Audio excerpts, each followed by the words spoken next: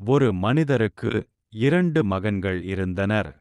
ஒரு நாள் சிறிய மகன் தந்தையிடம், அப்பா, எனக்கு வரவேண்டிய சொத்தின் பங்கை எனக்கு கொடுங்கள் என்றான். தந்தை தன் சொத்தை இருவருக்கும் பிரித்துக் கொடுத்தார்.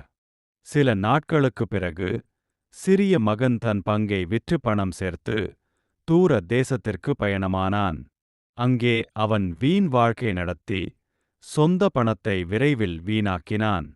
அச்சமயம் அந்த தேசத்தில் பெரும் பஞ்சம் ஏற்பட்டது. அவன் வறுமையால் தவிக்கத் தொடங்கினான். உணவுக்காக வேலை தேடினான். ஒரு குடியானவர் அவனை தன் பண்ணையில் பன்றிகளை மேய்க்க வைத்தார். அவன் பன்றிகள் தின்னும் வெள்ளரிக்காய் போன்றவற்றைக் கூடத் தின்ன ஆசைப்பட்டான். ஆனால் யாரும் அவனுக்கு எதுவும் கொடுக்கவில்லை.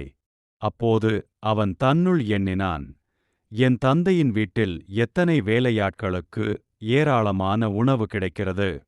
நான் இங்கே பசியால் சாகிறேன். நான் எழுந்து என் தந்தையிடம் போய், அப்பா, நான் பாவம் செய்துவிட்டேன். இனி உன் மகன் என்று அழைக்கப்பட தகுதியில்லை. என்னை உன் வேலையாட்களில் ஒருவனாக ஏற்றுக்கொள் என்று சொல்கிறேன்டோட். உடனே அவன் எழுந்து தன் தந்தையிடம் திரும்பிச் சென்றான். அவன் இன்னும் வீட்டிலிருந்து தூரத்தில் இருந்தபோது அவனுடைய தந்தை அவனை பார்த்துவிட்டு கண்ணீர் விட்டு கதறி ஓடிவந்து அவனை கட்டியணைத்து முத்தமிட்டார். மகன் அவரிடம், அப்பா, நான் பாவம் செய்துவிட்டேன். இனி உன் மகன் என்று அழைக்கப்பட தகுதியில்லை என்றான். ஆனால் தந்தை தன் வேலையாட்களை அழைத்து, வேகமாக சிறந்த ஆடையை கொண்டு வந்து இவனுக்கு அணியுங்கள். இவன் கையில் மோதிரத்தையும் காலில் செருப்பையும் போடுங்கள். கொழுத்த கண்டை கொண்டு வந்து அடியுங்கள். நாம் விருந்து செய்து மகிழ்வோம். ஏனெனில் என் மகன் செத்திருந்தான், இப்போது உயிர் பெற்றான். தொலைந்து போனவன் இப்போது கிடைத்துவிட்டான் என்று கூறினார். அவர்கள் விருந்து செய்து கொண்டிருந்தபோது பெரிய மகன் வயலில் இருந்து திரும்பினான். வீட்டருகே வந்தபோது பாடல்களும் நடனமும் கேட்டு ஒரு வேலையாளை அழைத்து, இது என்ன என்று கேட்டான்.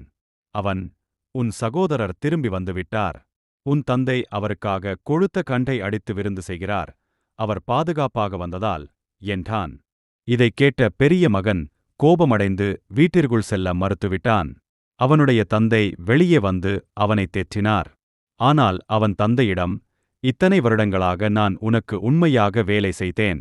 ஒருபோதும் உன் கட்டளைகளை மீறவில்லை. ஆனால் நீ எனக்கு ஒரு வெள்ளாட்டுக்குட்டியை கூட கொடுத்து என் நண்பர்களுடன் விருந்து செய்ய அனுமதிக்கவில்லை. ஆனால் உன் மகன் விபசாரிகள் குடிகாரர்களுடன் உன் பணத்தை வீணடித்துவிட்டு திரும்பி வந்தவுடன் நீ அவனுக்காக கொழுத்த கண்டை அடித்தாய் என்றான். தந்தை அவனிடம், மகனே, நீ எப்போதும் என்னுடன் இருக்கிறாய். நான் உள்ளதெல்லாம் உன்னுடையது.